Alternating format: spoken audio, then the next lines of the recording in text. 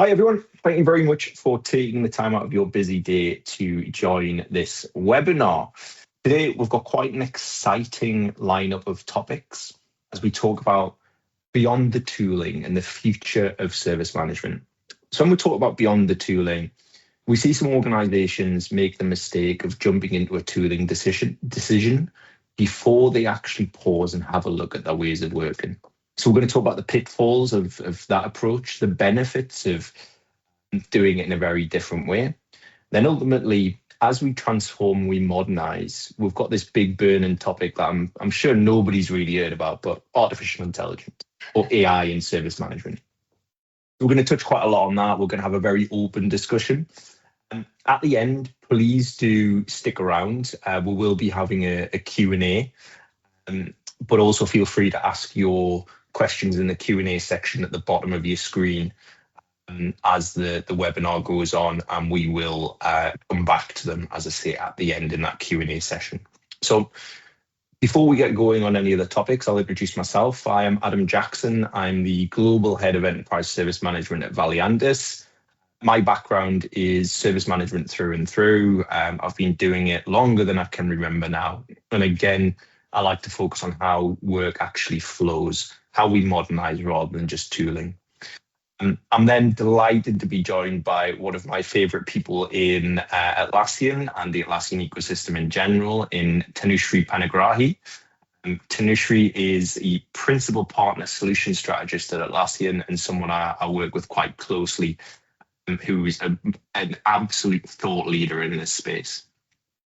And the other person I'm joined by today is Michael Andolfotto, who is the North American practice lead for service management within Valiantys. And again, Michael is a true thought leader in this space. He is someone who, again, I work with on a daily basis, and he's really driving our strategy as we move forward into more diverse markets. So, as I say, I'm sure you're both very happy to be here as well. We've got a good audience for this topic today. And we will keep it relaxed and dynamic as we always do. So I'm gonna start the ball rolling a little bit, and I'm gonna start with a bit of pace here, because we're going to immediately start talking about AI in service operations. We're going to jump straight into it. No pause, no time.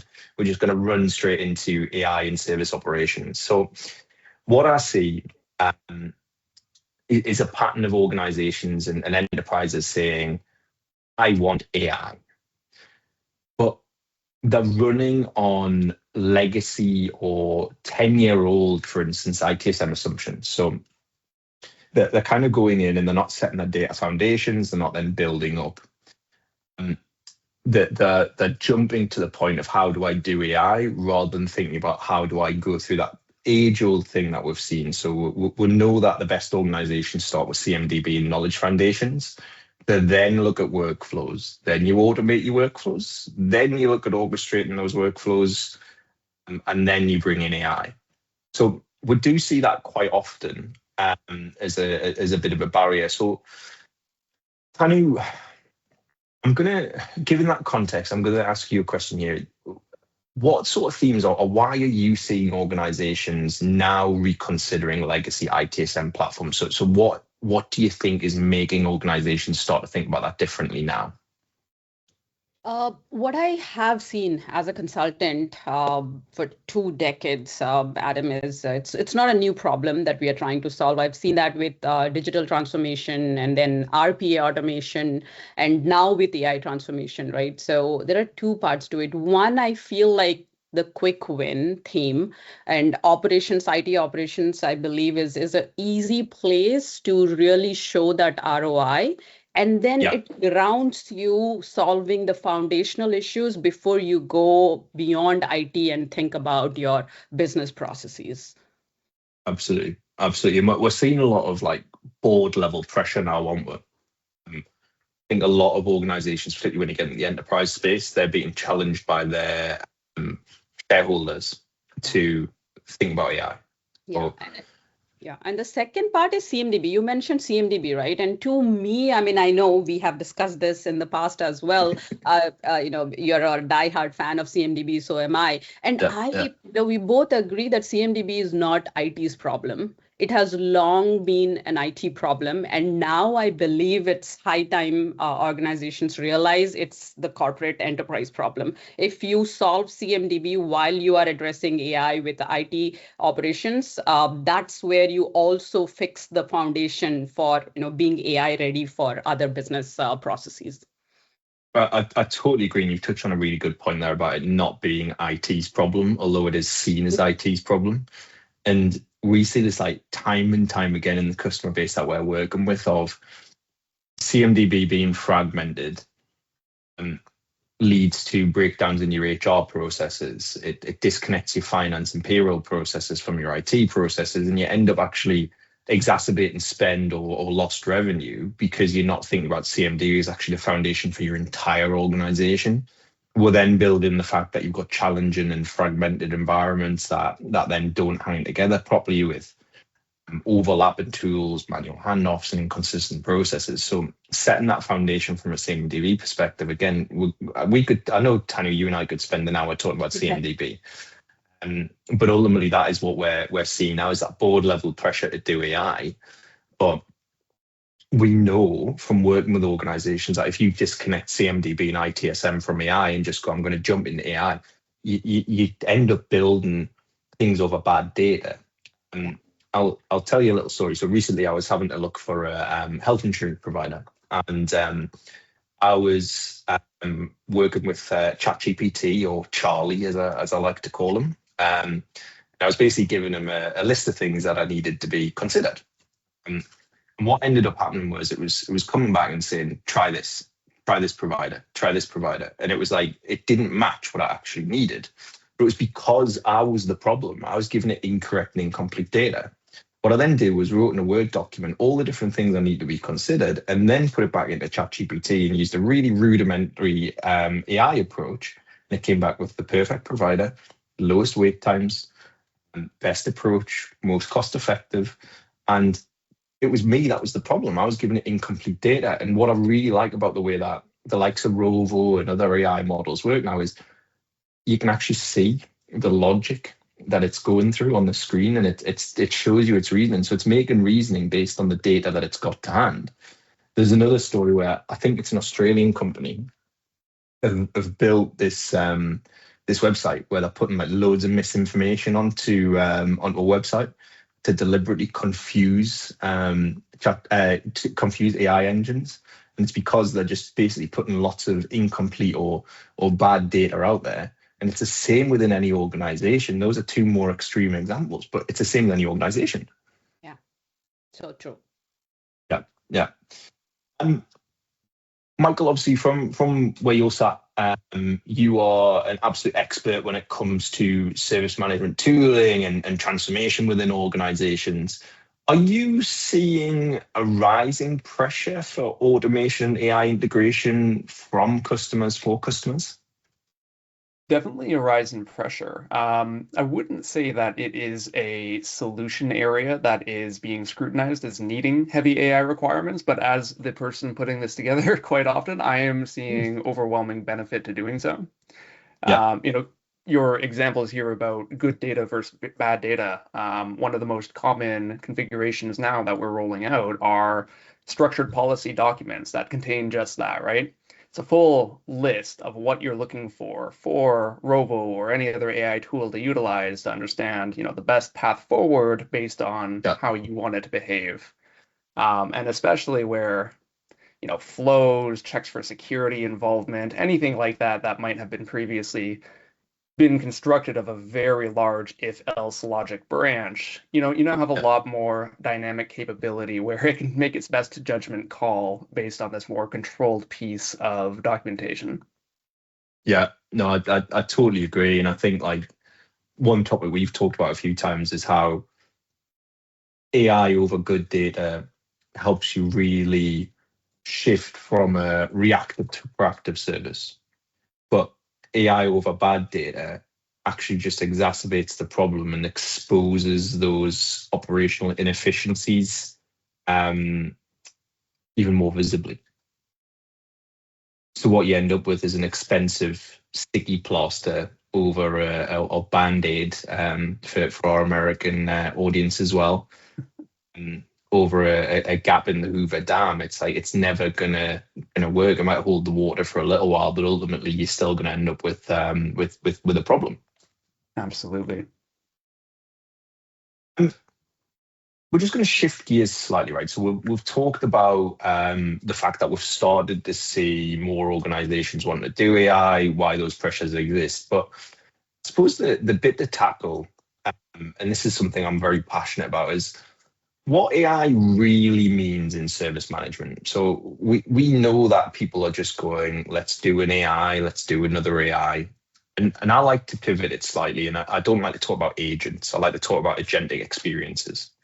So we know that through the evolution of service management, as I talked about there before, we went from post-it notes.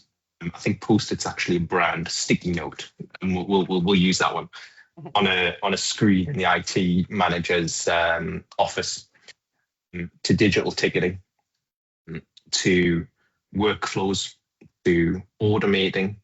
Again, as I said there before, into orchestration and then into AI.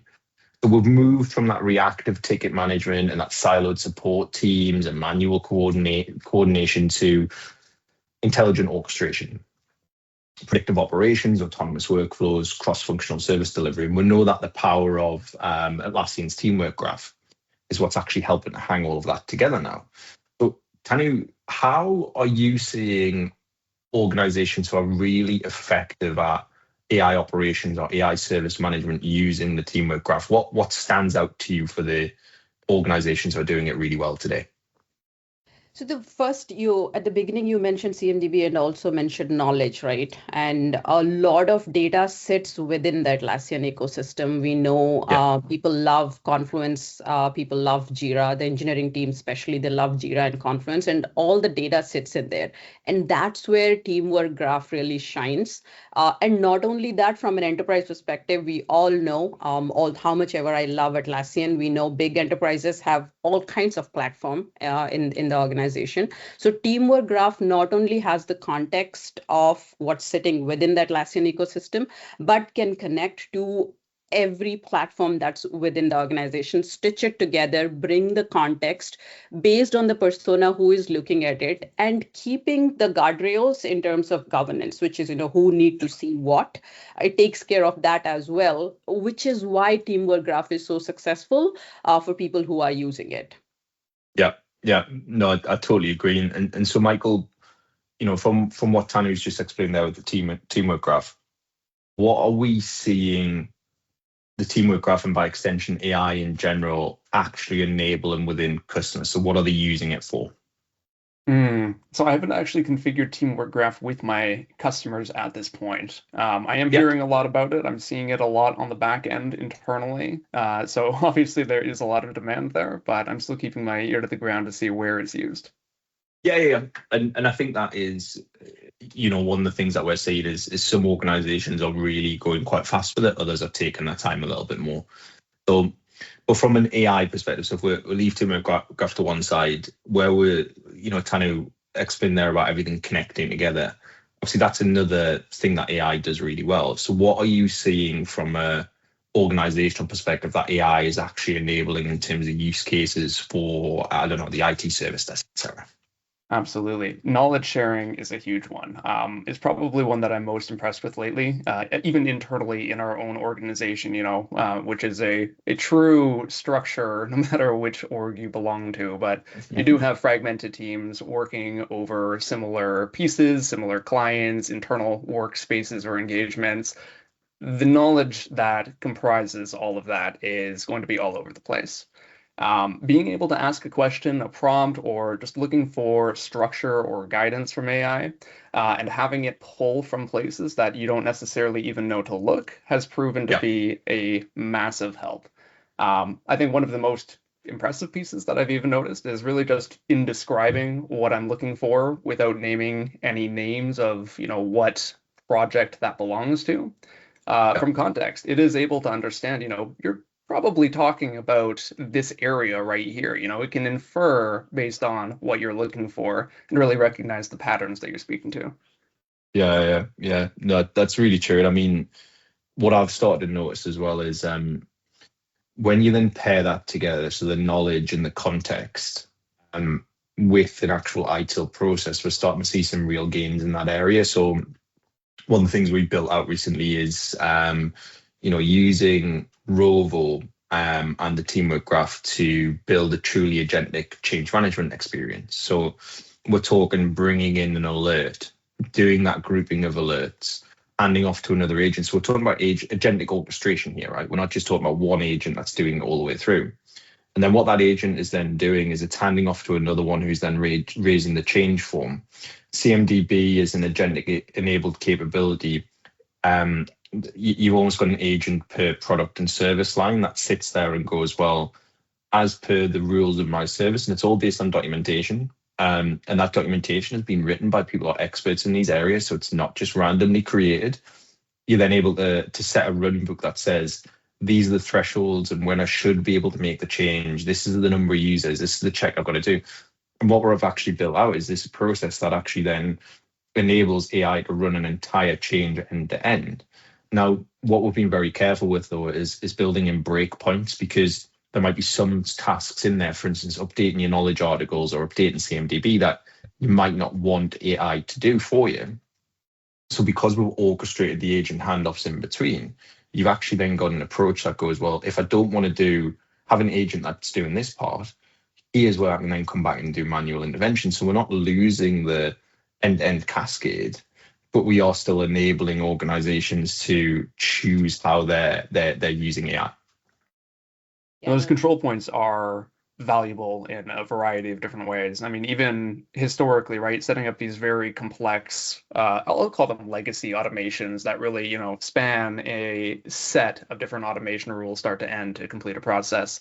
Those breakpoints that you're mentioning were large areas for concern, right? If a automation fails or reaches a surface limit halfway through, it's about being able to pick up the pieces and understand where you were to get things back on track. Segmenting them into these agentic capabilities, or even using agents to determine where those failures were and to put back together the context from the pieces. It really does allow you to have a lot more power uplifting the system. Agreed. So Adam, I have a question here. I mean, for either of you, you mentioned your change management process about, which kind of highlighted human in the loop, which is either, overhyped sometimes is what I hear from different people who are more about AI and running really autonomous AI agents end to end, no human in the loop other than a little bit of oversight. Sometimes people feel it's underrated as well, because you don't want to lose control, especially thinking about governance. Where do you see your clients in between these two, over versus underrating human in the loop? I think as a general trend, it's probably more centered towards human in the loop, but there's a big reason for that. And for me, the mistake organizations are making at the moment is they are thinking about creating an agent, or as I like to call it, doing an AI. They're not thinking about actually what is the overall gain. And one thing I'm a big believer in is you cannot improve what you do not measure, because even if you improve it, you cannot prove that it's worked. So where we're seeing organizations actually move towards is they're taking a pause. So before they jump in that tooling decision, they're actually looking and going, do I know what my mean time to resolve is? Have I tracked how many changes?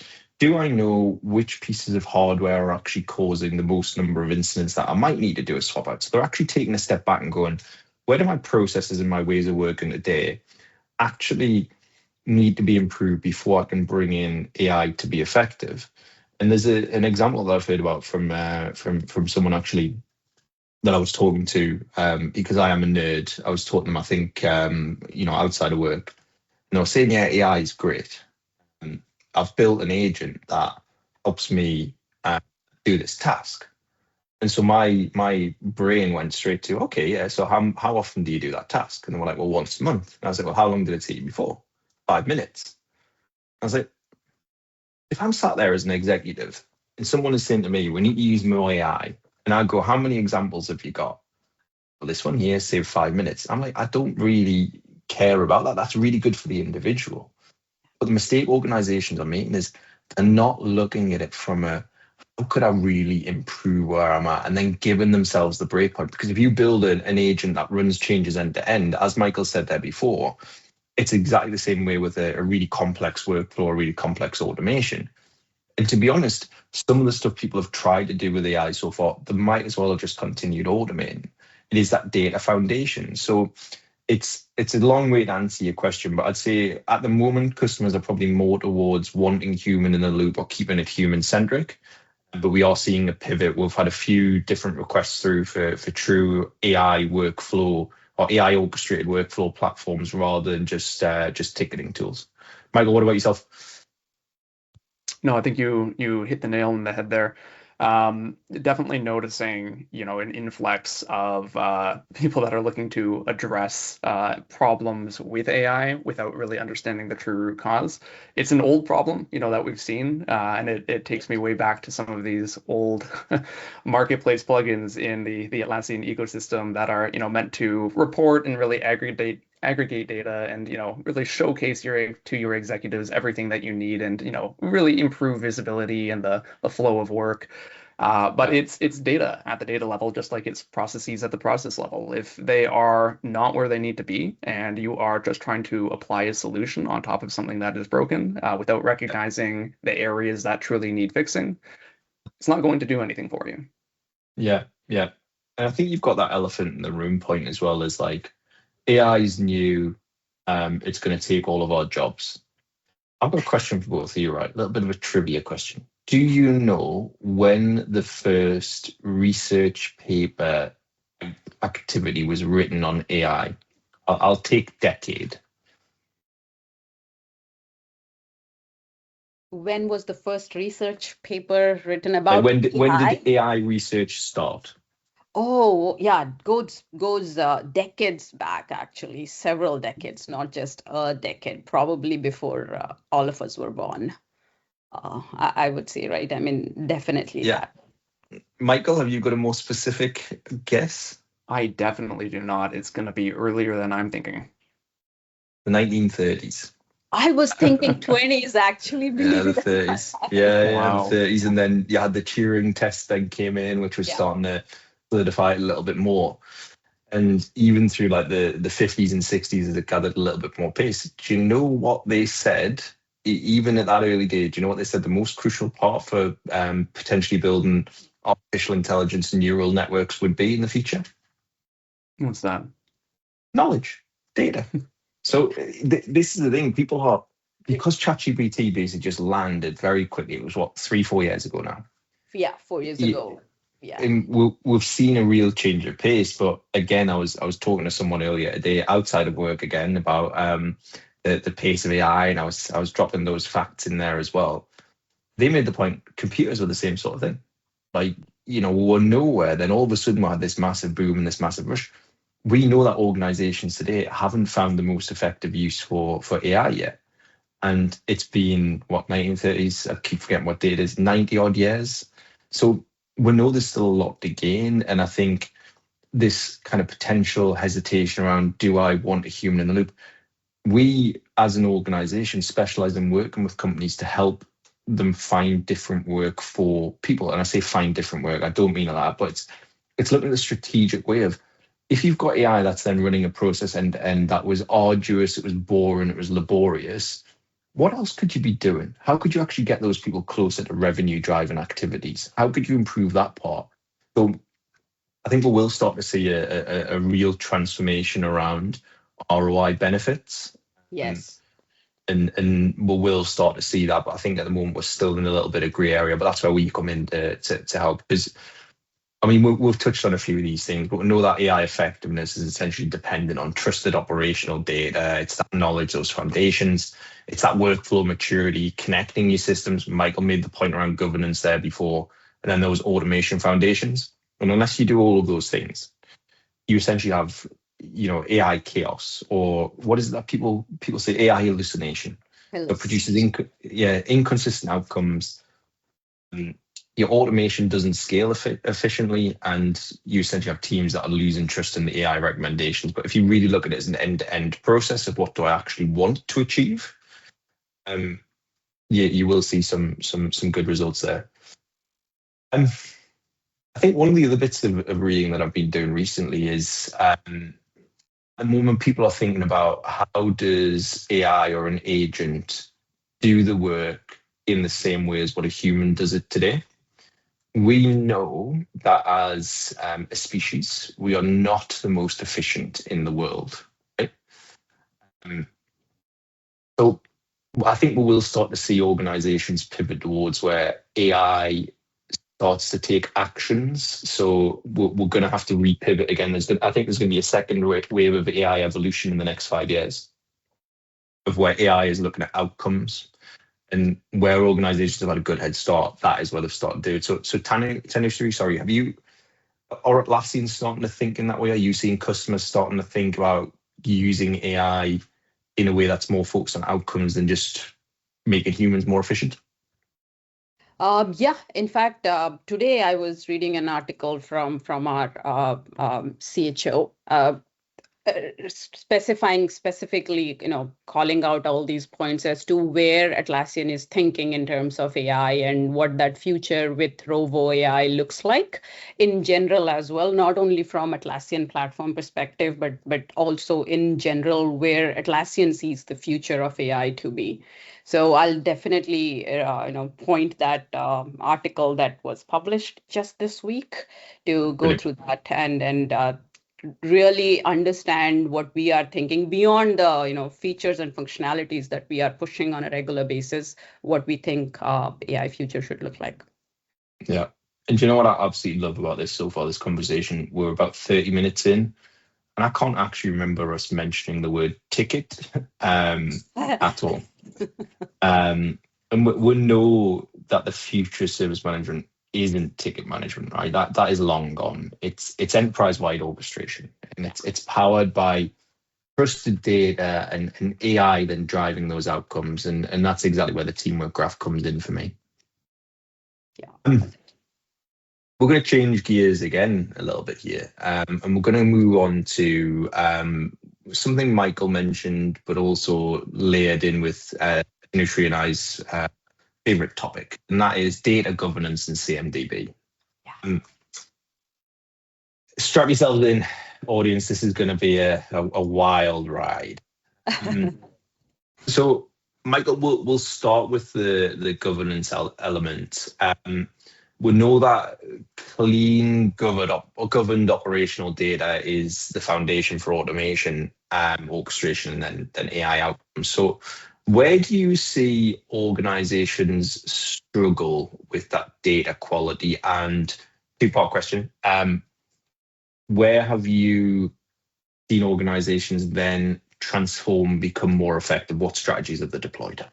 I think there are many areas that suffer from this. Among the, largest or most common offenders, I would say, is probably a combination of either knowledge or else, staying on top of refinement activities.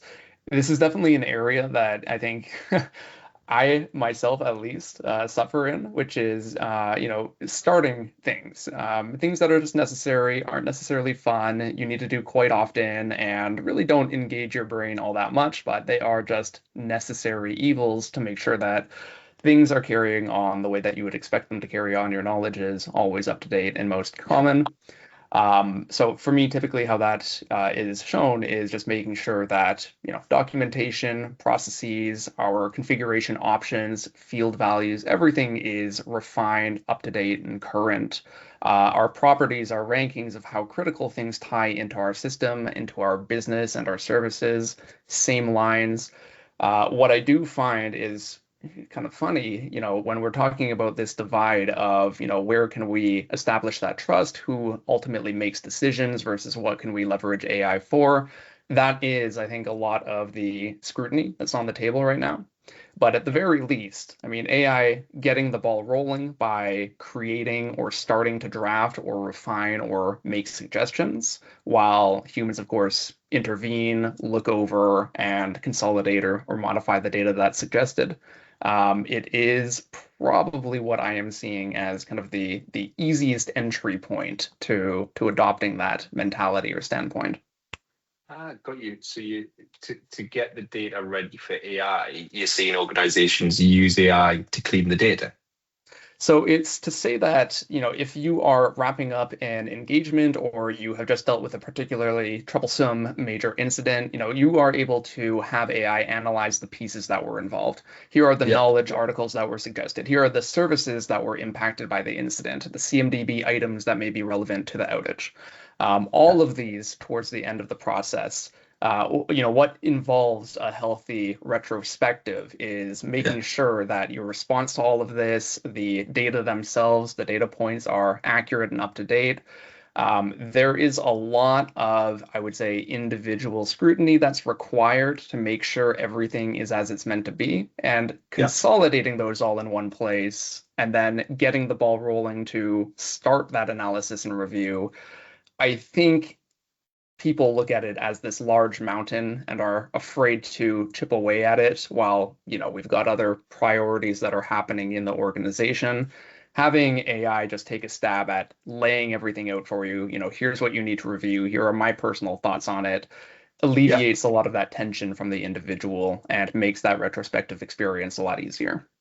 Yeah. So we're then back to another core ITIL principle, basically, of continuous improvement. So absolutely. What we're seeing here, right? We're all getting very excited and thinking AI is this massive, complex beast. We're just doing the same things. We're just getting a bit more efficient at doing them. It really is just, the next evolution of our tool set. But fundamentally, the things that we're doing are the same. They're the same activities that we need to be doing. I love that. Evolution, not revolution, is one of my favorite sayings. So, initially, obviously, I know your attitude to this. You can just throw AI over any data quality. Your CMDB doesn't need to be complete. Everything's fine. Was that your opinion that you said? Oh no, it was the opposite of that, wasn't it? So, are you seeing organizations kind of sit up and realize a little bit more that data quality is probably more important than ever? Yeah, definitely. Everybody, probably, like you said, 4 years ago when ChatGPT came and everybody was into the race of AI, not so much. Everybody was trying to catch up with the hype, including all the product companies as well, right? But that's shifting right now. Data foundation, yes, but also governance. You touched upon governance at the beginning of this question. Equally important, it's an ongoing thing. You mentioned continuous improvement from ITIL best practices perspective. So that continuous improvement is ongoing governance of not only the data, but all the new risks that you're bringing into along with AI, right? Because with AI now, you must have noticed that with your customers, across ESM processes where everybody is becoming citizen developers because it's so easy and every department is bringing in their own AI into the mix. All that is part of CMDB as well. If you think about it, it's not just your hardware infrastructure. It's not just your software assets that you capture and relate to people. All this data and documentation we are talking about, everything falls under that CMDB governance. CMDB governance becomes more important part of this overall data and AI governance. And we can literally have a topic on that itself later on. Yeah, I think we should do a spin-off version of this session where we talk purely about CMDB, and I think that would end up being about 4 hours, knowing the three of us. Yeah, what does CMDB look like in the AI transformation world?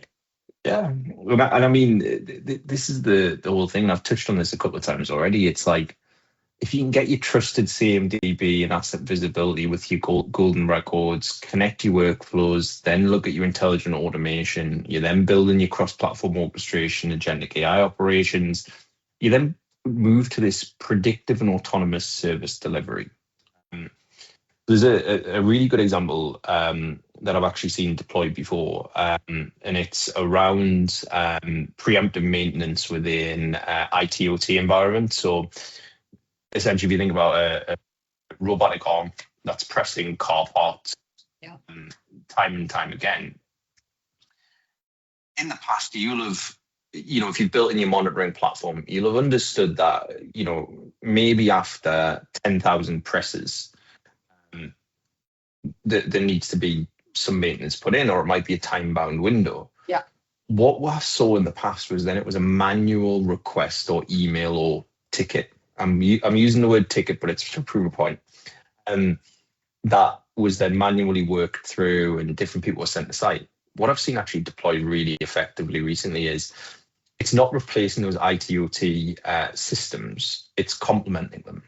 So Atlassian then steps in from a JSM perspective, and it gets an alert through the teamwork graph, through an API that turns around and says, I've reached 9,500 presses, I'm going to need maintenance.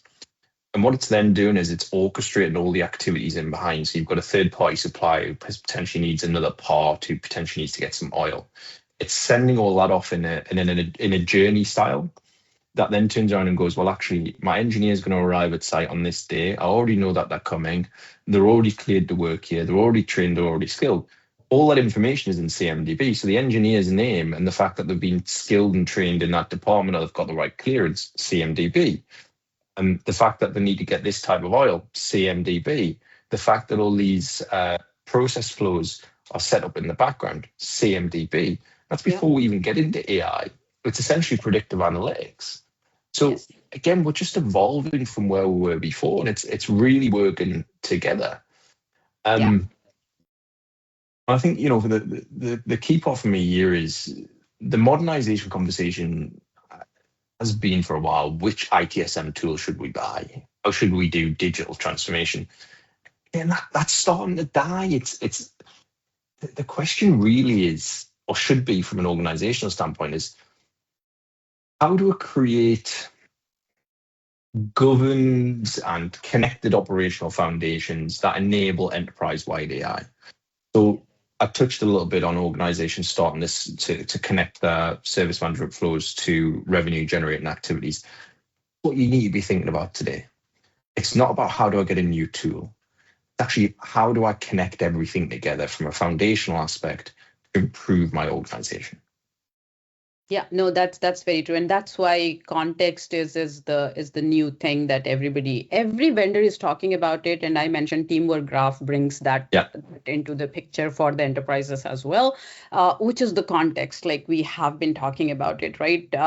It's not about how many AI features even we as Atlassian are bringing on to. We are releasing constantly. So are other vendors in the market. But it's important for organizations, with the help of partners like you, is to understand what is right fit for me.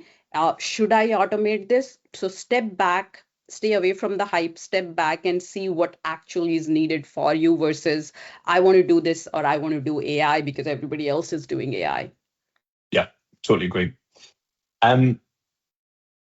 Michael, question for you, if I may. What do you see as the key reason for organizations modernizing service management today? The key reason to modernize? Yeah, what are the key reasons that organizations are choosing to modernize? Yeah, I mean, I think there are probably a good number of people that are evaluating the processes that they have. And, these are companies that have been around for many, many years, decades at this point, using the same legacy IT tooling and the same untouched processes.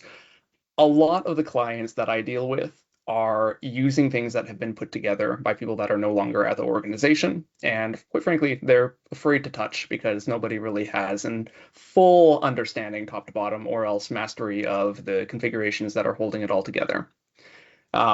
There is, I think, no point on earth other than today where things have been as streamlined and available when we're looking at, making knowledge widely spread, documented solutions widely available. it really does not compare to the power we have at our fingertips today. And so a lot of these previously bottlenecked or failing or just overall legacy processes that haven't been properly reviewed are at the very least on the table for discussion. I would say that what we are seeing, at least for the engagements that are coming across onto my desk here as well, is just a primary failure that is really getting the conversation rolling.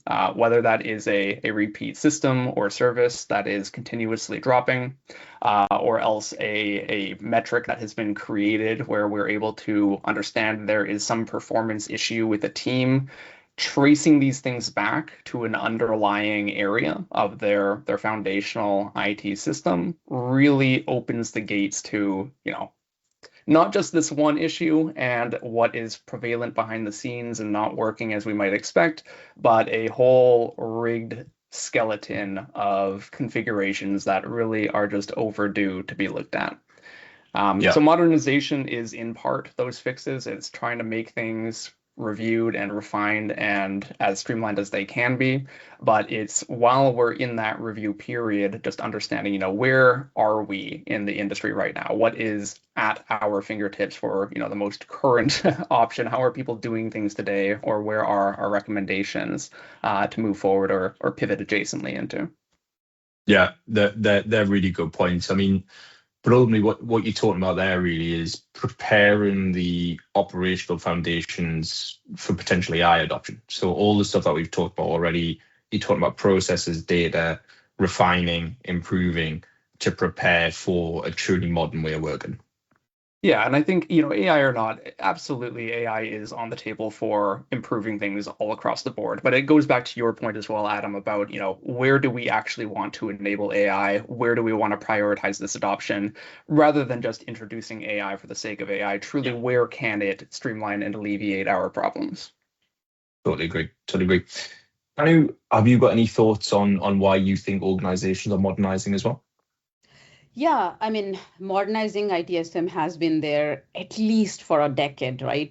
We know that. And I think I was listening to what Michael was talking about, and without naming any vendor here, I think over configuration, over customization, which kind of is a marketing thing for many vendors that they are scalable and flexible enough, is actually becoming the blocker right now in terms of getting ready for AI. So today's world, modernizing service management is more so getting ready for AI. And like you said, AI ready from an operational foundation perspective.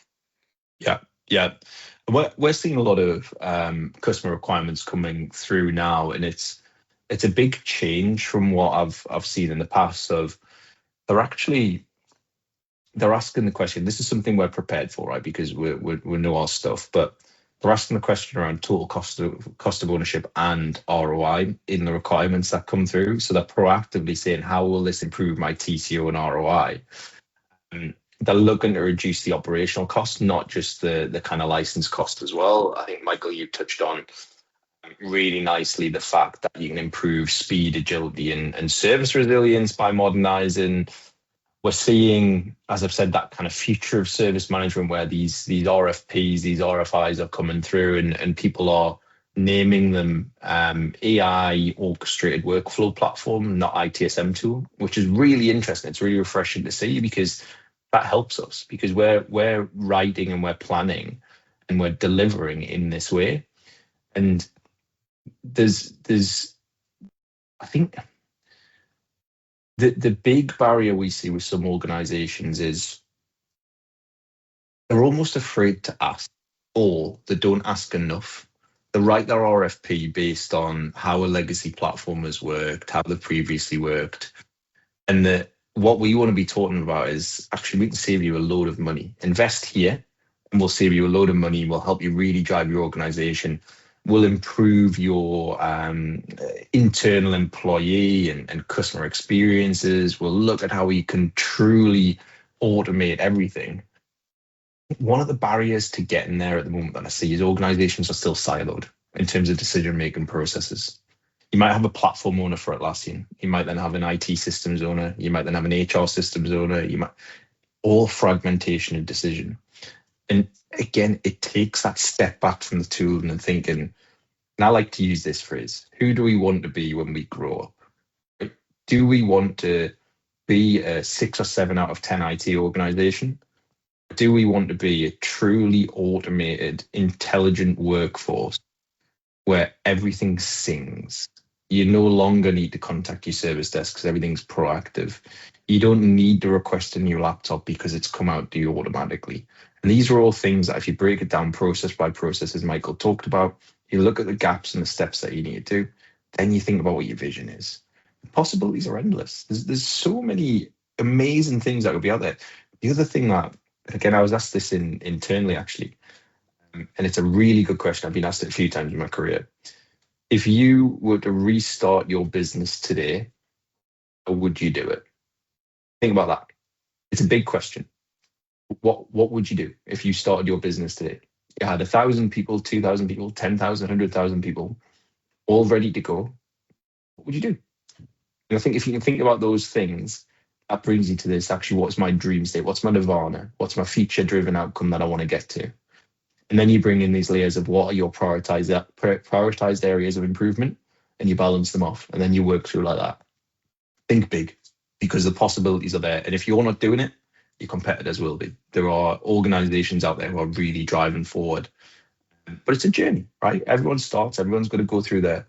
And I think if you can then think about what's my dream state, where am I today, your balance and your baseline where you're at the moment, you've then got your areas for improvement on a gradual roadmap.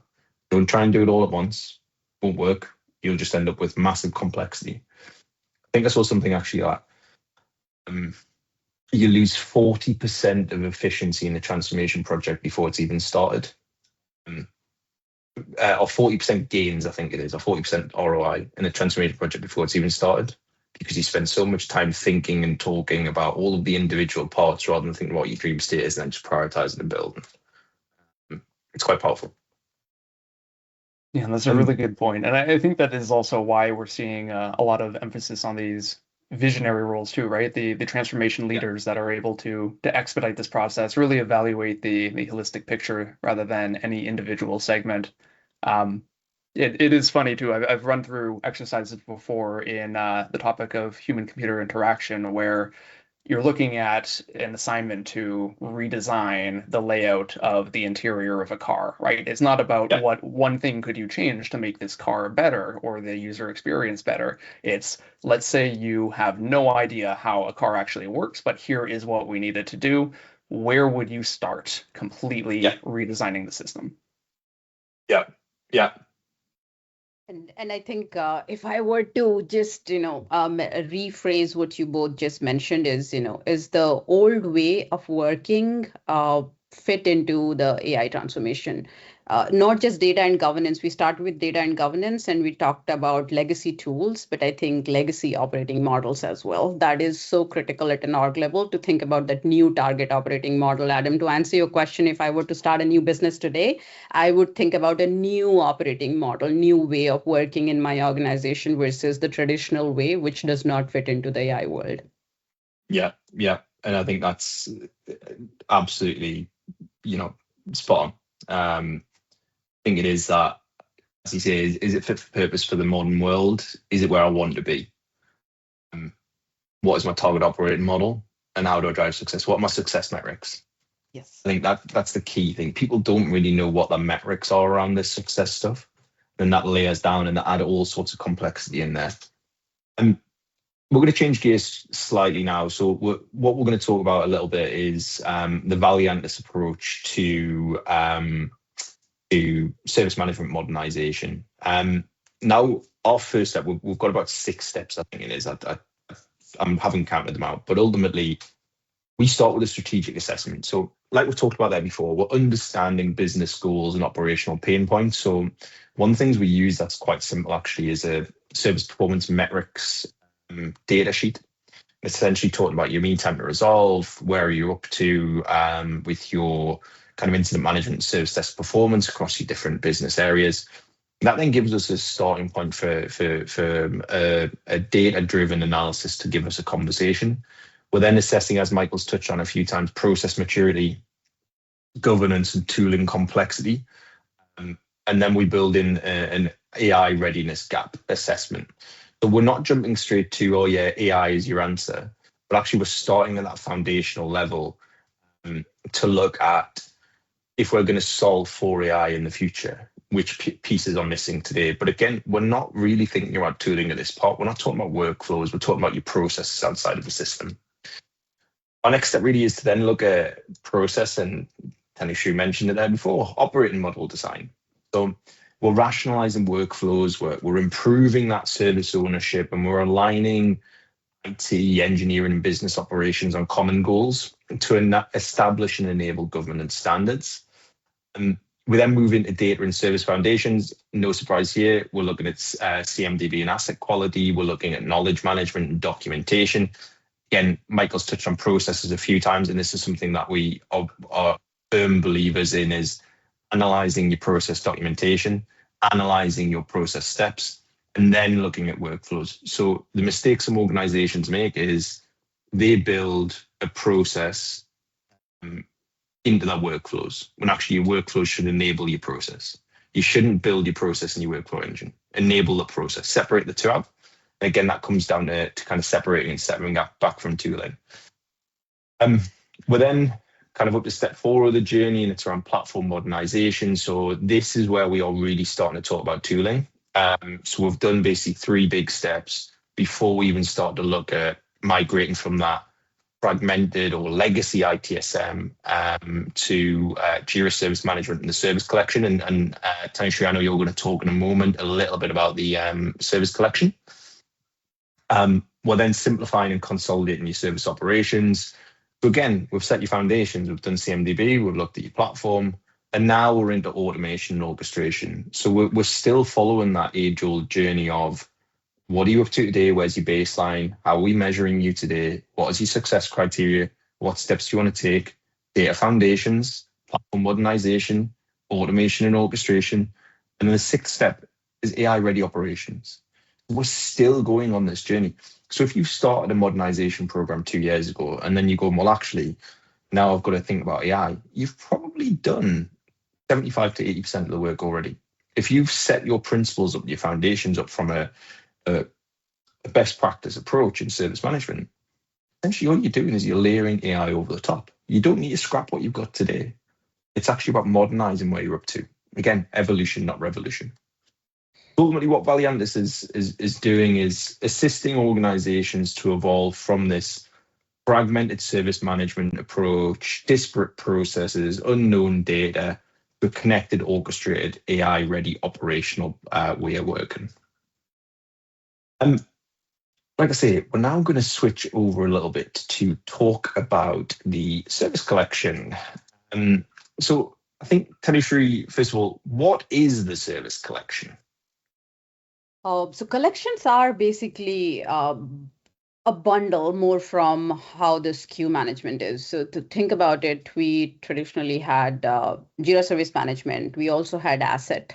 And then we have CSM now, new to the list, not so new, almost been a year now. So all these together is what we refer to as service collection. So anything that has to do from a service management perspective, no matter, and don't mistake it with IT only, any team who provides any kind of service, whether to internal or external customers, is all part of service collection. They can actually use service collection. And from the beginning, we have been talking so much about CMDB. So again, the word can be misunderstood. We call it asset, but that's what, asset, enterprise asset, anything, not just CMDB, any asset from people, process, tool, documentation, everything that will belong to your asset, what our product is called asset. So 3 together, service collection. So we're already talking about connecting service operations together. Yeah, both internal and external, right, from a service operations perspective. Yeah. And what are the key benefits, do you think, of the service collection? Like I said, any team, if you think about it from a business standpoint, either you're serving any business team, internal, which is basically your enterprise, is serving either a group of internal employees or serving customers externally. So if you were to provide any kind of service, you need a system of record.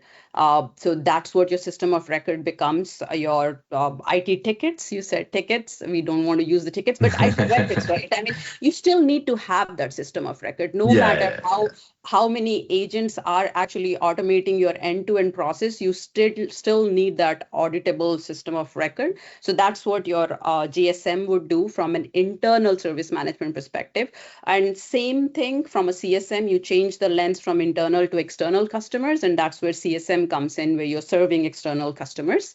And then the foundation doesn't change, no matter you're serving internal or external customers. What are your businesses? What kind of services you're providing? What are those software, hardware, or any kind of tangible, non-tangible assets that you're managing for which you're providing those services? Even your list of customers, your internal employees, all that sits on the foundation, which is asset. yeah. And that's then enabling your orchestration through teamwork graph and then into agentic outcome focused Correct. approaches.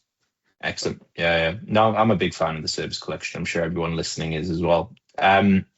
We're getting closer to the end of the session now, so I'm just gonna touch on and break down essentially what beyond the tooling and the future of service management actually means. So what is included, and these are things basically summarize that we've talked about today. We're talking about AI assisted operations, so outcome focused rather than just an agent to throw over the top of something. We're talking about autonomous and agentic workflows, predictive service management, enterprise-wide orchestration, which Tanusha, you just touched on very heavily in the service collection section there. We haven't really touched as much on zero-touch operations or self-healing networks.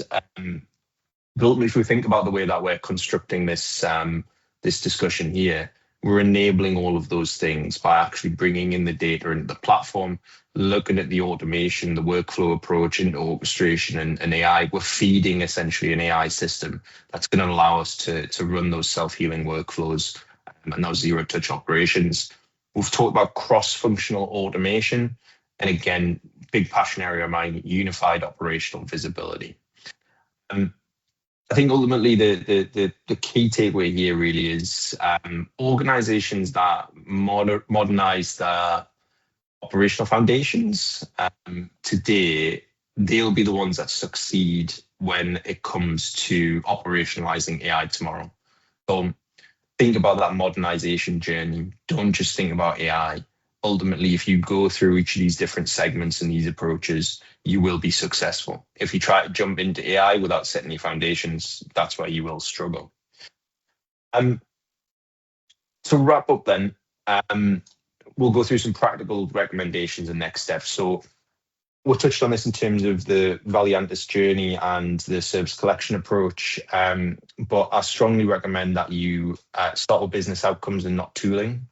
Prioritize your governance and data quality early, rationalize your workflows before migration, build your phased transformation roadmaps, so don't just think about it in one go.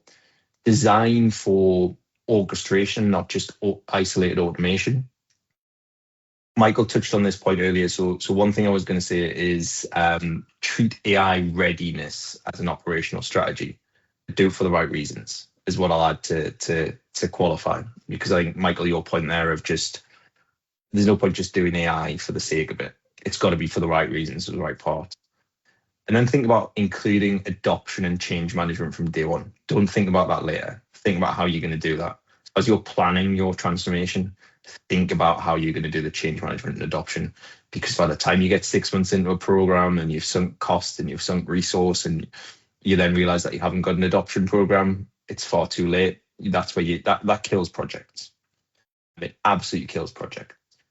So please do reach out if you would like to have a further conversation around service management of the future. And we'll be happy to have a broader discussion. Michael, are there any kind of final words from you for the session for the audience today? Honestly, I think you did a great job summarizing. Nothing is standing out to me as a item that we haven't really covered. Obviously, what we have been talking about today is kind of holistic or widespread takes. Every organization that's adopting modernization, AI as a tool, is going to approach it, slightly differently. We've got our overall approach for how to expand, how to improve. Ultimately, it involves conversations with the right people, willingness to change and adapt and grow. So just recognizing that in your stakeholders is, I think, the most important aspect right now. Excellent. Thanks, Michael. Tanushree, what about yourself? Yeah, no, I would like to say, conclude, that Atlassian is not the only platform that your customers are using, but definitely a key part, and not to forget Teamwork Graph, which actually would be the core of your AI strategy, given that it kind of brings in the context across your enterprise, connecting to all the tools and platforms that you're using, and your 6-step process, your framework that Valiantys has definitely helps you get started with your AI journey. Yeah, no, thank you for that, Tanushree.